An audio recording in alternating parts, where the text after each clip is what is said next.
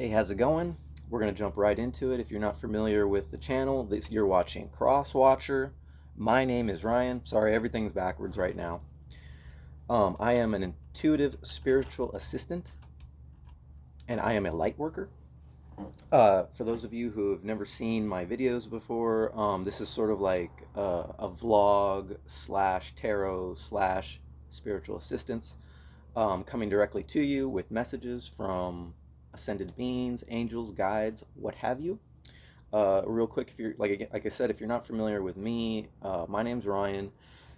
During when as At the time I'm filming this, in proximity to the last Lionsgate portal or the Lionsgate portal, I went into my spiritual awakening, Kundalini awakening, and have received massive amounts of downloads, upgrading me to basically this sixth dimensional status. Now, if you don't believe in any of that, I don't know what to tell you, and you can just go away. I don't have time for this right now. Like, my energy is very fast developing, and I only have time for actual clients, because the mission is to help people.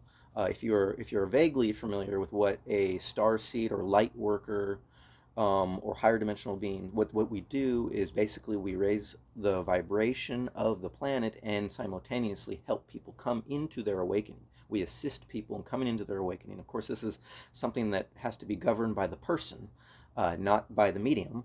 And so these kind of services are like one time, two time, occasional, periodic. They are not meant to have you solely focused into the actual medium. Your focus is not me. Your focus is you. So hopefully, I don't want to ramble too much, but I do have a reading today. We're going to get right into it. It's very important. I don't normally. First of all, I am sort of just starting out with the tarot, but like I said, my energy moves very fast, and I'm starting to comprehend the messages, the way to read the messages, the way to communicate with spirit, and how to read the tarot, and how to work with my intuition, synchronicity, um, and all that jazz, to bring you the information that you need to know. Now, this information is coming from who I believe to be the Archangel Gabriel has a message, and just so happens that the first card that came up was the Lover's card, and I think that's Gabriel in the back right there. Now, aside from the normal meanings, intuition is telling me, and spirit messages are telling me that this has to do with obviously a great change. But the reason why, see, like I was starting to say, is I don't really like to bring really like disastrous messages and a lot of gravity to the situation. In a way, I almost feel like I'm not ready, but at the same time, this is how the message is coming up, and if I don't put it out there, I'm not doing my job. So here we go. This is all about the Eye of Horus, which this is coming up today. It might have been coming up for you, but for me, this came up twice in one day. I think it even came up once the other day. The Eye of Horus is very specific, and this spread I have here is actually the question on what does the Eye of Horus have to do with the eclipse. And so the second, or not the second card, I'm sorry, the second card came up, was what is this? This is Pentacles. Pentacles. Come on, come on. Sorry, I just cut my fingernails. Ten of Pentacles, right? So this is normally going to represent sort of like a physical completion, a really hard work that's completed. Well, this card popping up in this spread actually talks about integrations into the matrix, integrations in and out of the matrix, people dealing with people, working with people, and finding success, both in your endeavors and in the endeavors of others. Basically integrating energies of people. Basically what I had said in the beginning. See, everything's upside down right now. The matrix is all upside down now. There is also riots in this message. There is the eclipse. People are going to be going crazy, and that would make a lot of sense. We're not talking just regular natural disasters, although those might not be uncommon during this time leading up to the eclipse whenever you're watching this. But people are going to be starting to go crazy. Animals are going to go crazy. It's going to be like fire and brimstone, vibes. That doesn't necessarily mean that there's going to be fire and brimstone or fire falling from the sky, but people are moving. And this is probably most likely having to do personally with you. You're moving. on from something, turning your back on something. Your legs are hurting. You've been doing a lot of walking, or at least you'll be doing a lot of walking. With that uh, over that overview of the Nine of Wands, there's a lot of paranoia. You're turning to your spiritual guides. There are a lot of animals going crazy right about now. A lot of vision of seeing uh, what's energies integrating in and out of the matrix. Everything being upside down. Take that as it resonates. So, the third card that came up was actually the Magician. Try to get through this pretty quickly because these videos need to be kind of short. This was in the third position, so normally it would be the future position, but in essence, this Magician is actually pointing to a card that came out later in this read, which is the Moon. And so you have these two popping up in the same spread. So this is just one detail talking about the eclipse, and you're probably getting this message directly from Spirit without the cards. Let me know down in the comments if that resonates with you. Now, so we have some outcomes here, or we have some overlying perceptions, and so the Six of Wands came out in reverse, which is telling you that this isn't just about you. This is about other people and your perceptions of other people. And do not forget like what your mission is. Your mission is to help others. That's just a simple message. Now the Magician in this position, the Magician is pointing to the reef. Now you're just gonna have to read into that.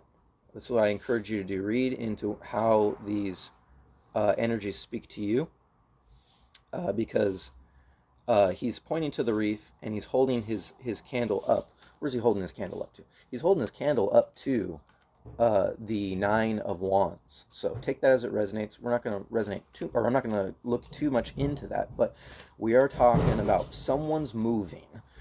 We are definitely talking about this is going to happen during the eclipse, which I made a short illustrating that.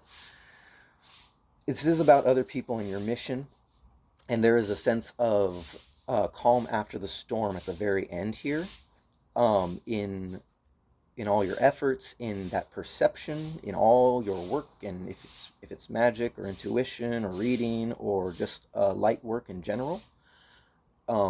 There's a calm after the storm, and there are birds. There's a little bird in here. You see a little bird in the corner, and that's been coming up in other cross-watching readings in a couple. Maybe these 3 stars have something to do with that.